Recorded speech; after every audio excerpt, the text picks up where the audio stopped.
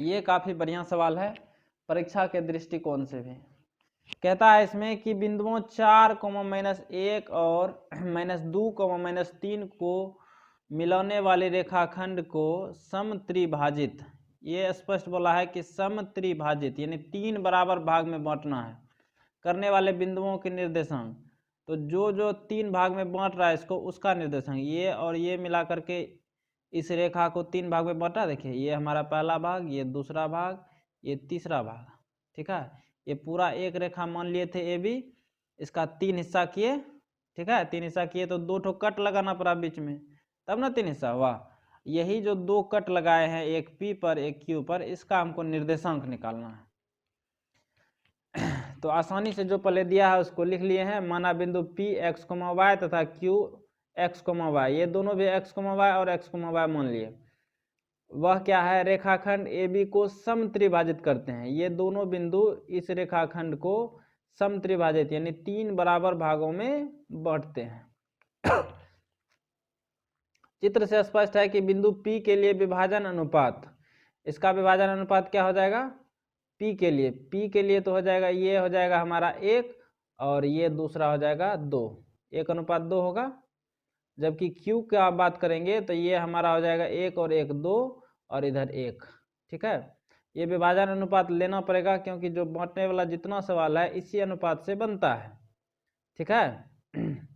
तो ये हमारा 2:1 हो जाएगा Q के लिए और P के लिए हो जाएगा 1:2, क्योंकि तीनों बराबर था तो मान लिए थे हम 1 1 1। चाहे तो आप 2 2 भी रख सकते हैं, तो 2:2 कटाएंगे तो 1:1 हो जाएगा, इसीलिए तीनों को हम 1 1 1 मान लिए।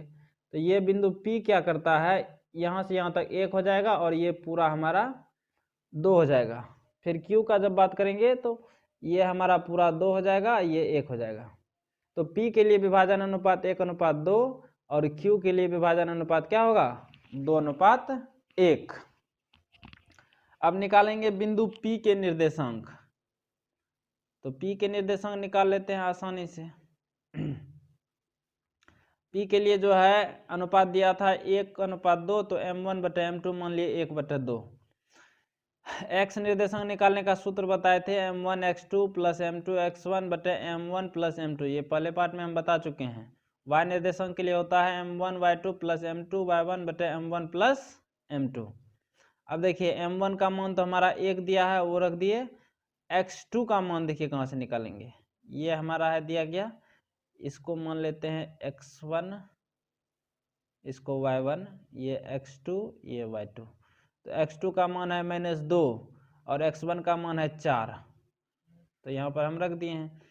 m1 का मान है 1 और x2 का मान -2, m2 का मान देखिए 2 है और x1 का बताया अभी 4।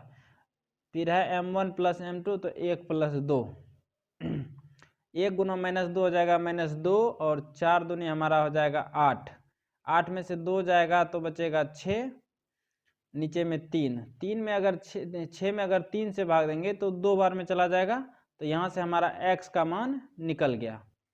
अब हम इसमें बात करेंगे, y बराबर होता है m1 y2 + m2 y1/m1 + m2।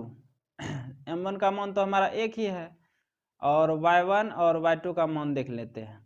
y2 का मान देखिए -3 और y1 का मान 1, तो m1 y2 है तो 1 गुना y2 का मान -3 प्लस m2 का मान 2 है गुना y1 का मान -1 बताया भी, तो 1 गुना -3 हो जाएगा और प्लस गुना माइनस 2 गुना 1 -2, नीचे में 1 + 2 हमारा हो जाएगा 3, तो -3 - 2 कितना हो जाएगा -5, नीचे में 3। तो बिंदु P का निर्देशांक हमको निकल गया 2, -5/3। अब इसी तरह से हम निकालेंगे बिंदु Q के निर्देशांक, लेकिन इस बार हमारा विभाजन अनुपात बदल जाएगा।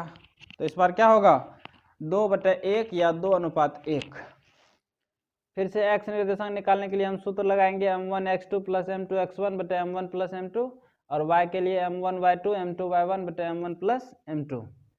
सिर्फ इस बार अनुपात बदलेगा, x1 x2 तो वही रहेगा, तो 2 गुना x2 का मान बताया -2 प्लस m2 का मान 1 है और x1 का मान बताया 4/2 + 1, 2 गुना -2 हो जाएगा -4 और 1 गुना 4 हो जाएगा 4, -4 + 4 0/3 हमारा 0। उसी तरह से इसको हल करेंगे। m1 का मान 2 है, y2 का मान बताए थे -3 प्लस m2 का मान 1 और y1 का मान हो जाएगा -1। तो 2 गुना -3 -6 और 1 गुना -1 हो जाएगा। तो 6 -1 -7/3। तो इसका भी हमको निर्देशांक पता चल गया, x का मान 0 और y का मान -7/3। अतः बिंदु Q के निर्देशांक 0, 7/3। हमको यही निकालना था, बिंदु P और Q का निर्देशांक। तो लिखे समत्रिभाजित करने वाले बिंदुओं के निर्देशांक P 2, -5/3। देखिए यहाँ पर P का निर्देशांक 2, -5/3 निकाले हैं और Q का निर्देशांक यहाँ 0, -7/3 निकाले हैं। तो यही हमारा उत्तर है। ठीक है, ये भी काफ़ी आसान सवाल था, सिर्फ मान रखे और उत्तर चले आया।